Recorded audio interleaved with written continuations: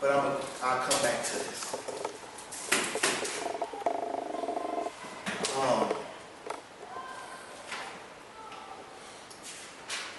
Looking further in Josephus, as you see, also scroll down in your PDF.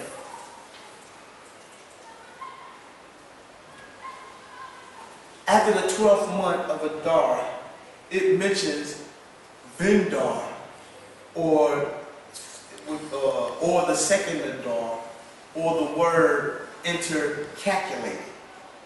Remember that word because you're going to see it again as well. But we must understand that if the words was never in Hebrew language, they got to be an insert. And we know that Esau Edomites has had the Hebrew documents for 2,000 years now. And they the ones that took the scrolls, translated it, re-over into English literature, and made these books for the public. So we must understand that some things Esau, Edomites, have tampered with our documents, which some of you do know.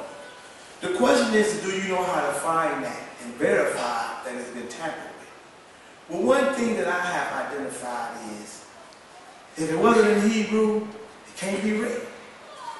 If it's in the Webster and it's not in the Hebrew, then that's Esau's word before it's the Most High's word.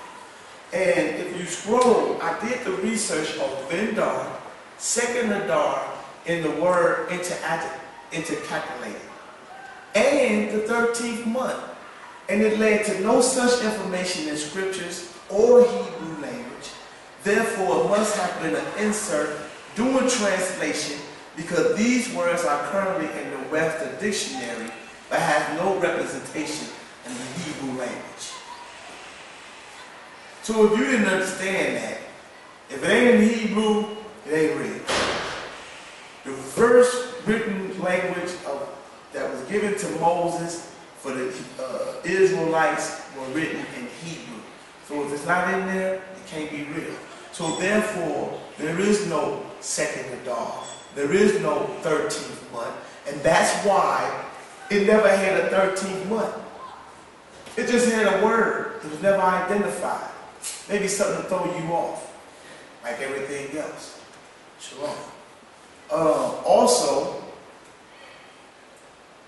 there was, some of us did the Passover in April because they added a 30 days or another month to the Most High time. Well, we did some research on that, which some people thought it was leap year. Well, there's no such thing as leap year in the Bible, scriptures, Jubilees, Enoch, none of these books that we're using, nothing to identify leap year. And no, leap year is not identified in the Bible. If it is, send me the scriptures too, for those that's putting that out there. Leap year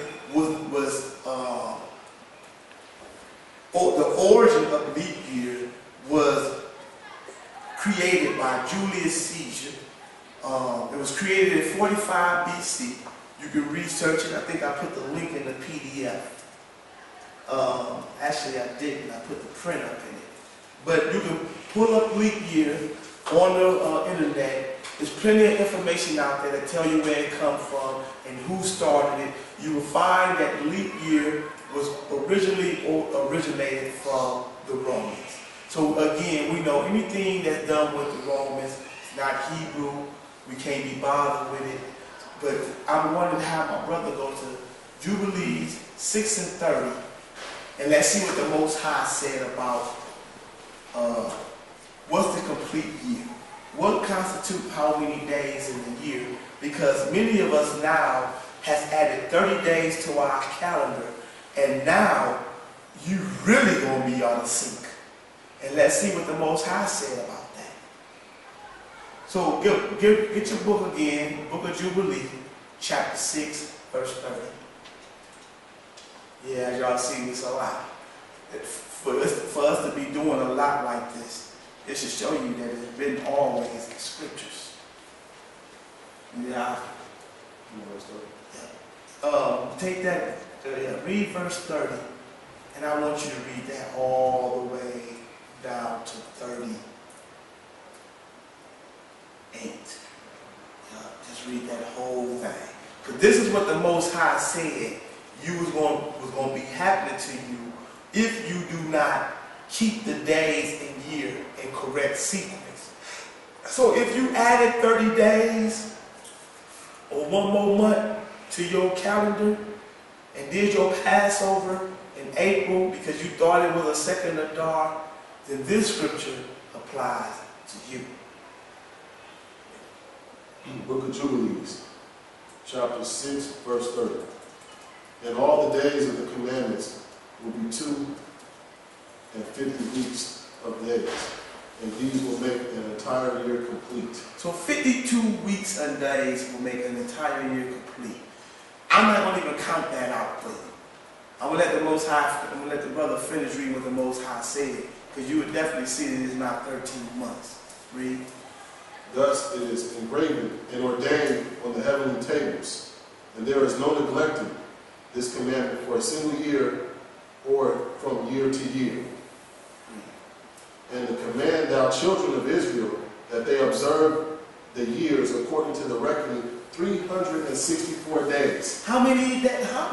364 days. So he said observe the reckoning of 364 days. So if you added 30 days to 364, what's that? That 394? Did he mention 394? No. He said observe the reckoning of 364 days. So again, if you added 30 days to your calendar, you are 30 days off beat. Read. These will constitute a complete year, and they will not disturb its time and its days and from its feast, for everything will fall out in them according to their testimony, and they will not leave out any day nor disturb any feast. If you keep 364. But if you don't. But if they do neglect and do not observe them according to his commandments, then they will disturb all their seasons, and the years will be dislodged from this order, and they will disturb the seasons, and the years will be dislodged, and they will neglect their ordinances. So if you don't keep 364, you're going to neglect your ordinance. You're going to disturb the order of the seasons. I didn't say it. The Most High said it. Read. And all the children of Israel will forget, and will not find the path of the years, and will forget the new moons and seasons and Sabbaths, and it will go wrong as to the order of the years. So in Jubilee, chapter 6, we started from 30. Brother just read all the way to 34.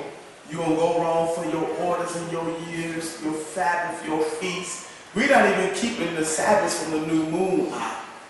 You know what I'm saying? We didn't even keep it from the new moon. Let alone we just added 30 days to the calendar. Of course, it's all so it's all messed up.